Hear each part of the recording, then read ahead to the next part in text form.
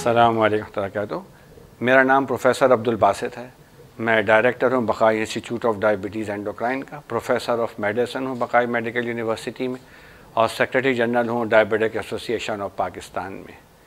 मैं 26 साल से बक़ाई इंस्टीट्यूट ऑफ डायबिटीज़ में जब पहले दिन से बना था यहाँ का डायरेक्टर हूँ इंशाअल्लाह।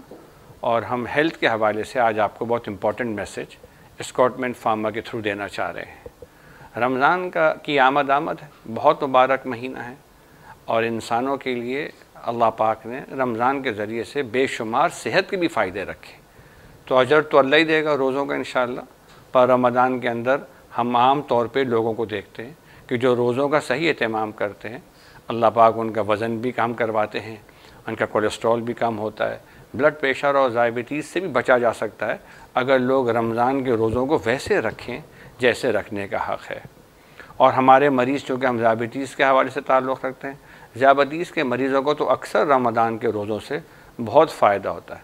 अलबत्ता ये ज़रूरी है कि वो रमज़ान से पहले अपनी दवाइयों की, अपनी शुगर के हवाले से डॉक्टरों से, माहिरीन से मालूमात ज़रूर ले लें।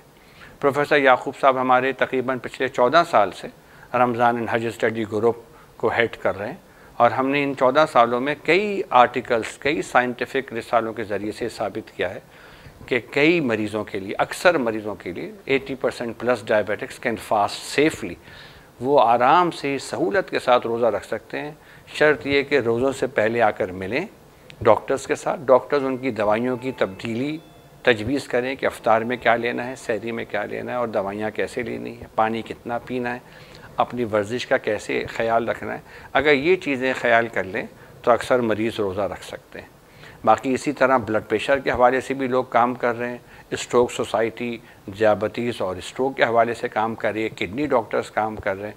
असल मकसूद ये है कि जैसे इस्लाम में भी छूट है कि भाई अगर मरीज़ है और रोज़ा ना रखना चाहे तो उसका फ़िदिया दे सकता है, लेकिन किस किस्म का मरीज़ हो, उसके लिए क्या शराइत हों और तिब्बी माहिरीन इस बारे में क्या कह रहे हैं, ये सारा कुछ सामने रखने के लिए रमज़ान के हवाले से कई सोसाइटियाँ, कई ऑर्गेनाइजेशंस काम कर रही। बाकी मैं आखिर में फिर मैं ये कहूँगा कि रमज़ान की आमद है। अल्लाह पाक हम सबको इसके फ्यूज़ और बरक़ात से मुस्तफ़ीद होने की तौफ़ीक़ अता फ़रमाए।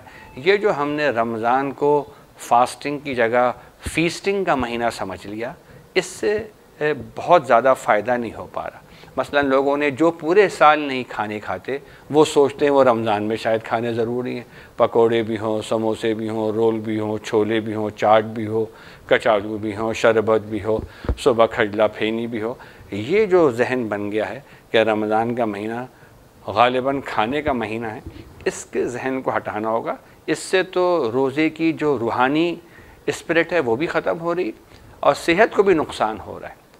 और कई एसोसिएशंस ने इस पे पेपर्स लिखे हैं बाकायदा कि हमारे मरीज़ों का रमज़ान में डायबिटीज़ के पेशेंट्स का वज़न इसलिए बढ़ गया, शुगर इसलिए और पुअर हो गई कि इन्होंने रमज़ान के महीनों को रोज़े का महीना समझा ही नहीं। इन्होंने समझा बस कुछ घंटे नहीं खाना और उसके बाद तो बहुत ही ज़्यादा खाना है। बिल्कुल इसका ऑपोजिट मैं स्कॉटलैंड फार्मा के थ्रू ये मैसेज देना चाह रहा हूँ। और इनकी बड़ी सर्विसेज हैं आगाही प्रोग्राम्स कराने में, पब्लिक अवेयरनेस में, कि प्लीज़ रमज़ान को ऐसे लें जैसे उसकी स्पिरिट है। रोज़े रख कर एतदाल के साथ खाने खा के ग़िज़ा लेकर सेहतमंद माशरे के क़याम में रमज़ान के ज़रिए से मदद करें। और जो मरीज़ है डायबिटीज़ के, ख़ास तौर पे ब्लड प्रेशर, किडनी डिजीज़ के, ये अपने माहिरीन के ज़रिए से सेफ़ फास्टिंग के रोज़े के अंदर कोई ज़रर ना हो, आपको आपकी बीमारी ना बढ़े बल्कि वेल कंट्रोल हो जाए, इसका अहतमाम करें। आपकी तवज्जो का शुक्रिया। अस्सलामु अलैकुम।